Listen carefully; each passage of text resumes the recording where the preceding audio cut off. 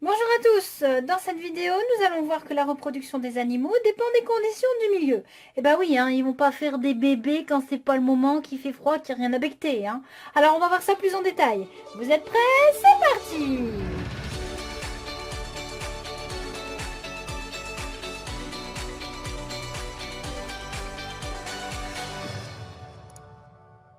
On peut se demander si les ressources alimentaires ont une influence sur la reproduction. Il est évident que les femelles busards ici doivent apporter la nourriture à leurs oisons qui ne sont pas encore capables de voler et de chasser. Donc on distingue ici très bien un petit rat ou un campagnol que la buse a apporté pour ses petits. Donc voyons l'évolution de la population des buses et voyons en parallèle l'évolution de la population de ces petits rongeurs. Alors ces femelles busards, on les étudie depuis quelques années et on a mesuré la fécondité des femelles, c'est-à-dire le nombre de jeunes busards produits par 10 km². Donc comment est-ce qu'on sait ça? Il y a des bénévoles qui se baladent dans la forêt, ils se partagent le territoire, dans les champs, etc.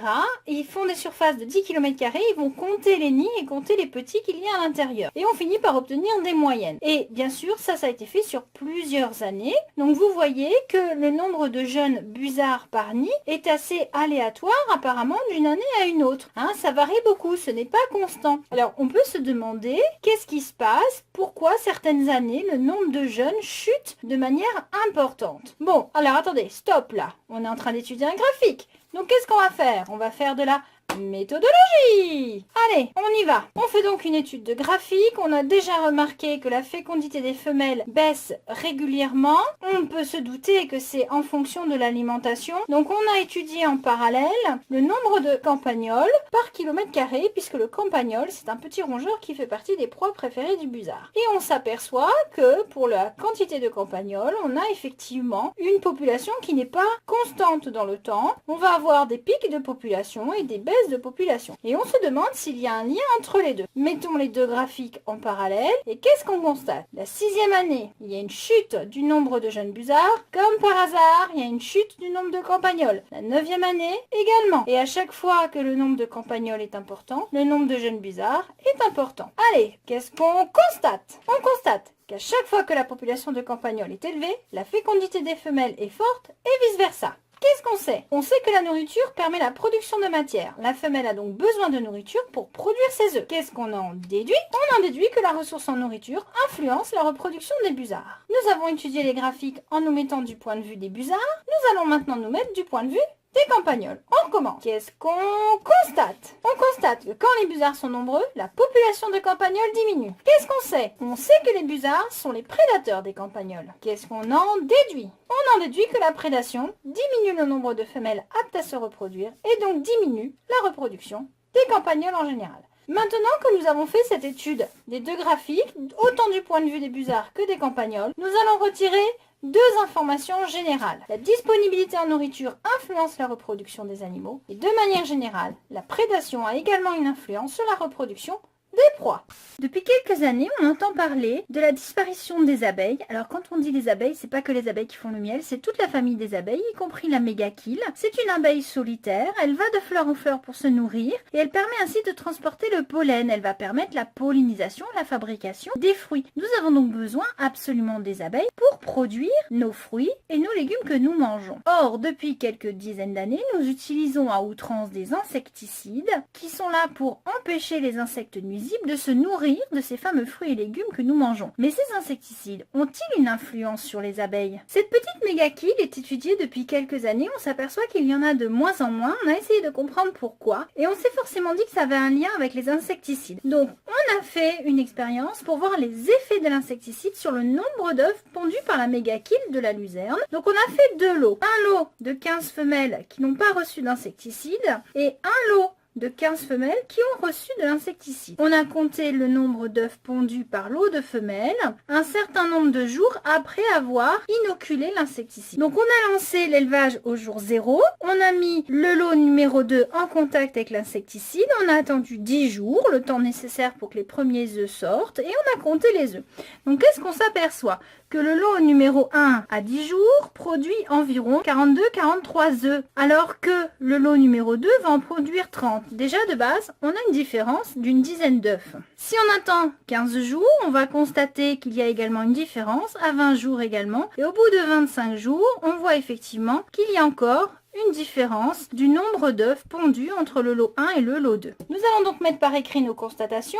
Nous allons donc faire de la méthodologie. Qu'est-ce qu'on constate? On constate que les femelles du lot 1, c'est-à-dire sans insecticide, pondent plus d'œufs que les femelles du lot 2 ayant reçu un insecticide. Qu'est-ce qu'on sait? On sait que le mot insecticide veut dire insecte, on parle des insectes, cide, tuer, donc tuer les insectes. On les utilise donc pour tuer les nuisibles. Bien sûr, on ne cherche pas à tuer tous les insectes, on veut tuer ceux qui vont manger la luzerne alors que nous on veut la récolter. Qu'est-ce qu'on en déduit? On en déduit que les produits insecticides ne sont pas sélectifs, ils ne font pas la différence entre les insectes nuisibles ou pas. De manière générale, à utiliser trop d'insecticides, on diminue la reproduction des abeilles et on met en danger notre agriculture. Nous avons besoin des abeilles pour polliniser nos plantes maraîchères.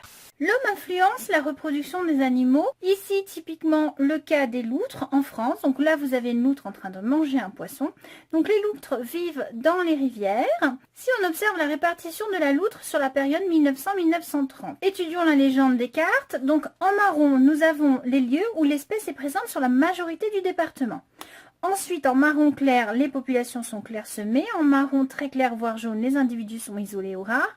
Et en blanc, l'espèce est absente. Donc globalement sur la carte, plus c'est foncé, plus il y a de loutres. Si on suit donc la répartition de la loutre en France, sur la période déjà 1900-1930, on s'aperçoit que la loutre est présente quasiment partout en France, sauf en Île-de-France, zone très urbanisée. Dans la période 1950-1970, on voit déjà très bien qu'il y a beaucoup plus de régions qui ne possèdent quasiment plus de loutres et très peu de régions qui possèdent des loutres sur la majorité du territoire. Répartition de la loutre en 2012, on voit très bien que la loutre gagne de nouveau du territoire. Pourquoi? Tout simplement parce que l'homme fait attention au territoire de cet animal et le protège.